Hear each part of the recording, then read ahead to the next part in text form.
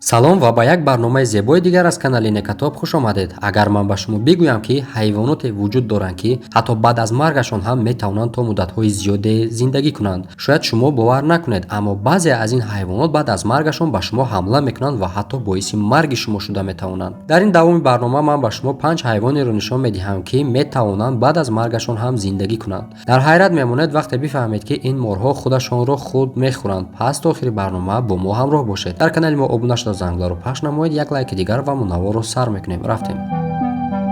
тамошобиёни азиз, салому алайкум. агар шумо хароб ҳастед ва мехоҳед ки бениҳоят зуд фарбеҳ шавед, анами дорое ки дидестем беҳтарин дорое ба шумо тавсия метиҳам. занг занед аз номи канали Некатоб ба ширкати Азия Маркет. номере ки дар рӯи экран мебинед ба шумо тахфифи калон мекунанд. марамат, номере дар рӯи экран.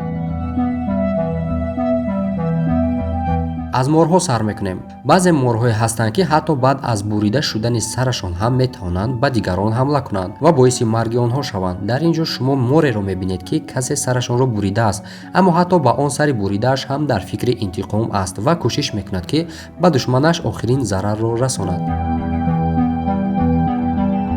ба ин саҳнаи ҳайратангез диққат диҳед. саре ки аз бадани мор ҷудо шудааст, бадани пештараашро мегазад ва мехоҳад онро бихӯрад, яъне мор дар баробари худ як зомби ҳақиқиро мебинад. соли 2016 дар штати Теннесси, иёлоти муттаҳидаи Амрико, сари буридашудаи як мор марди сӯхторхомӯшкунакеро неш зад, ки ӯ бо оилааш ба сайру гашт баромада буд. ин мард мехост ки сари буридашудаи морро партояд, аммо ҳатто фикр ҳам намекард ки ин сари беҷон ба ӯ ин гуна ҳамла мекунад. мард аз ҳуш рафт ва гурӯҳи наҷотдиҳанда як соат баъд ба ҷои воқеа ҳозир шуданд. ин гурӯҳ мардро ба беморхона расонданд. ин мард хеле мушкил наҷот ёфт, вале наҷот ёфт. ин марди чинӣ мехост ки аз мори кобра як хӯроки махсус пазад. ин мард 20 дақиқа баъд аз буридани сари мор мехост онро партояд, аммо ҳамин сар ба ӯ ҳамла кард, дасти ӯро сахт газид. мард ҳам дарҳол вафот кард, мутаассифона. дар ин саҳнаи ҳайратангез ба назар мерасад ки море худашро хӯрда истодааст, аммо дар ҳақиқат ин ҳолат дар байни морҳо бисёр ба амал меояд. пас ҳоло шояд барои шумо саволе ба миён ояд ки чаро морҳо худро мехӯранд. гап дар сари ҳисси бӯи онҳо меравад, яъне ин хазандаҳо як ҳисси бӯй доранд. ҳангоме ки пораҳои хӯрок ба думи онҳо бирасад, мор бӯи онро ҳис карда думашро хӯрок тасаввур мекунад, яъне думи мор агар ба ягон хӯроке бирасад, ва ба ҳамин хотир дар дунё морҳои зиёде ба ҳалокат расиданд аз рӯи ҳамин сабаб. ба саҳнаи навбатӣ диққат диҳед. мор каме пештар хӯроке хӯрда буд ки думаш бӯи он хӯрокро медиҳад. ба ҳамин хотир мори заҳрнок худашро газид ва барояш ин ҳодиса рух дод.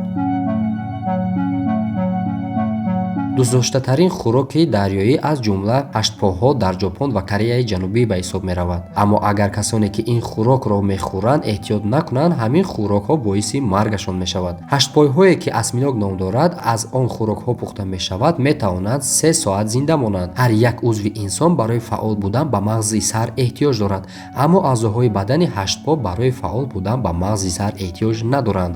ба ҳамин хотир вақте ки сарашонро мехӯранд, баъзе аъзоҳои он дар гулӯи одам дар монда нафаскаширо душвор мекунад. ба ҳамин хотир баъзеҳо аз хӯрдани онҳо ба ҳалокат расиданд. ба ҳамин вуҷуди баъзе хатарҳо одамон натарсида ҳаштпоҳоро зинда ба зинда фурӯ мебаранд ки ин кор хатарро чандин баробар зиёд мекунад. бештар сайёҳоне ки ба ин кишварҳо меоянд ба чунин мушкилӣ дучор мешаванд.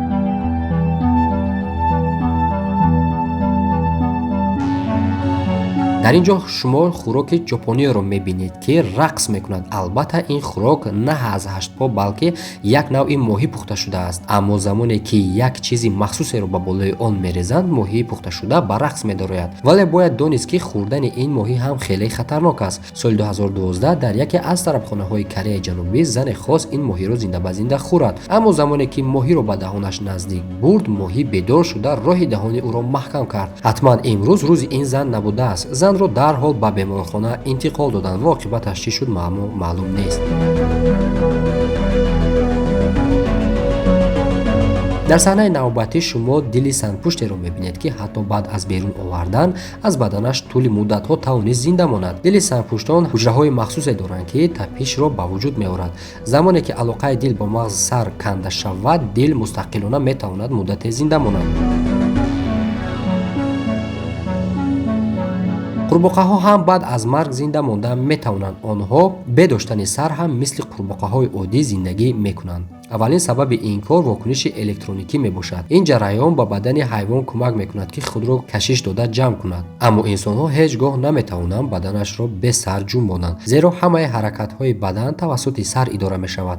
дар қурбоққаҳо бошад, маҳз ҳаракатҳои баданро камтар зери назар доранд, яъне қурбоққаҳо метавонанд ки ҳам бе сар дар ҳаракат дароянд.